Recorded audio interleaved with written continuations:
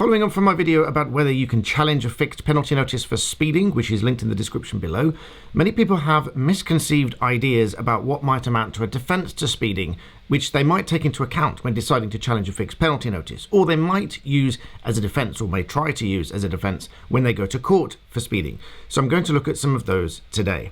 The first very common misconception is that there is a legislative provision for 10% plus 1 or 10% plus 2 as a leeway to the speed limits on the road. Whilst there are various guidelines for discretion throughout the country, there is no legislative provision for 10% plus 2. In fact, the legislation is very clear.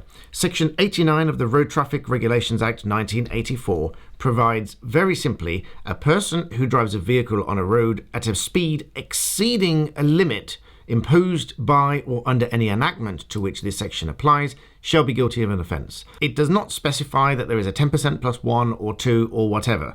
This is simply a police discretion, so please do remember that. Now, there are generally speaking 3 types of speeding offences, beginning with the very minor ones, which are usually dealt with by way of a fixed penalty notice, which as a standard is £100 fine and 3 points on your licence, and you may be offered a speed awareness course if you haven't done one in the last 3 years. Many people ask me what counts as a serious speeding offence, which is obviously more than a minor speeding offence. A serious speeding offence is normally that which is at or around 20 miles an hour over and above the speed limit. This, by contrast to a fixed penalty, will ordinarily be dealt with by a summons and prosecution in court. The penalties for which are generally 3 to 6 points, a discretionary disqualification of between 7 and 56 days, up to £1,000 fine, or £2,500 if it's on the motorway. And as this is a summary offence, the police are required to lodge this at court within 6 months. However, I had a question from one of my channel members just the other day. You can see channel memberships down below. That's how your questions can reach me more easily. If you are outside of this 6 months, it doesn't mean you've escaped prosecution necessarily. The 6-month limit is simply when it needs to be lodged at court. It's called laying an information for a summary offence. Just because you haven't heard within that 6 months doesn't mean that it hasn't been lodged within that 6 months. Although typically you would have heard within that 6 months, but sometimes it might be on the very last day. So you might hear nothing right until the end and the very last day of the 6-month period, and then you get notified. But even if that 6 months passes and then you get notified that it was lodged at court on the very last day, so long as it was lodged within time, you can't escape prosecution. So how does one get successfully prosecuted for speeding?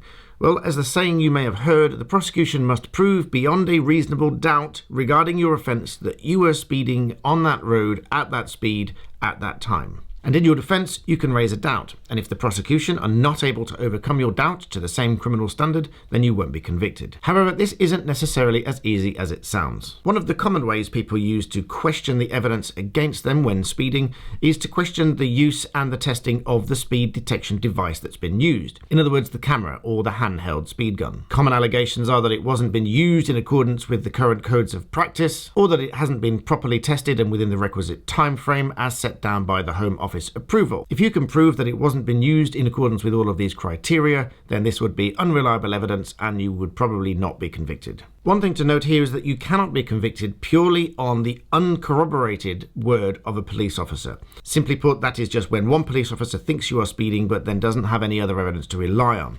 What should happen is the officer should form the opinion that you are driving in excess of the speed limit, then use an approved speed detection device to corroborate that opinion, and that forms the basis of the evidence. As for the defence options themselves, there are some things that can work and some things that will not work. Let's look at some things that will work first. Well, first of all, starting with the prosecution of the offence itself. As I said, it must be proven beyond a reasonable doubt that you were the person driving on that road at that speed at that time. So naturally, your identity could be something that could be used if they cannot prove beyond a reasonable doubt that it was you that was driving that vehicle. Although the cameras these days are a lot more sophisticated and they can photograph you in the vehicle. So if you just flat out deny it, but they can prove that it was you, then it might be more severe because you'll end up being wasting everybody's time. Similarly, if it's not your identity in question, the question as to whether or not it was you that was driving said vehicle. And then of course, although much simpler, whether or not you were driving in a public place or on a public road, and, of course, whether you were exceeding the speed limit. So if you can cast doubt on any one of those things, then you have a valid defence. But as I said, it's not as simple as it sounds. If you receive your NRP through the post along with a 172 notice, which is a request to identify the driver, and you've responded to this and you've said that it was you that was driving, then any question over whether it was you and whether you were driving is going to fail, because that amounts to an admission and a confession that it was you that was driving, and this will be used as evidence. If, on the other hand, in the very narrow exception of cases where you can actually show that you were mistaken and that you found evidence that it wasn't you that was driving, perhaps you share a vehicle, perhaps it's a work vehicle and you weren't working that day but you thought you were. There are some cases, albeit narrow. As long as you are believed, or your evidence is believed when you make that retraction of that initial statement, then this may raise doubt as to either your identity or the fact that you were driving the vehicle.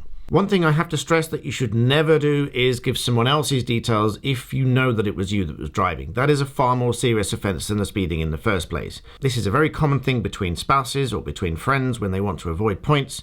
Simply put, if you are found out, you'll be going to court for perverting the course of justice for knowingly giving someone else's details instead of your own, which, as I said, is a far more serious offence than the speeding was in the first place. Some people try to argue that it wasn't a motor vehicle, therefore they're not guilty, but this is going to be a very difficult argument for you, because anything that is likely to be able to go fast enough to exceed the speed limit is likely to be considered a motor vehicle and therefore not going to work as a defence, although technically it is still possible. Other arguments include whether or not it is a road or a public place, but again this is going to be difficult, but any place or road to which the public have a general unfettered access is going to be regarded as a public place, and the road traffic laws are going to apply. Some people even mistakenly believe that if there are no speed limit signs, then there is no speed limit in place. But this is covered by Section 81 of the Road Traffic Regulation Act, which provides that any road can be restricted to 30 miles an hour even if there are no signs in place. Provided that there is street lighting in place and they are no more than 200 yards apart, the road is automatically restricted to 30 miles an hour. So all in all, you can probably see that this area is fraught with difficulty, however simple it might seem. So I would always suggest that you go to a road traffic specialist if you've been accused of speeding. And do it at the very outset. Go and sit down and talk to them before you do anything, particularly if it's a serious one. So I hope this is useful, and thank you for watching.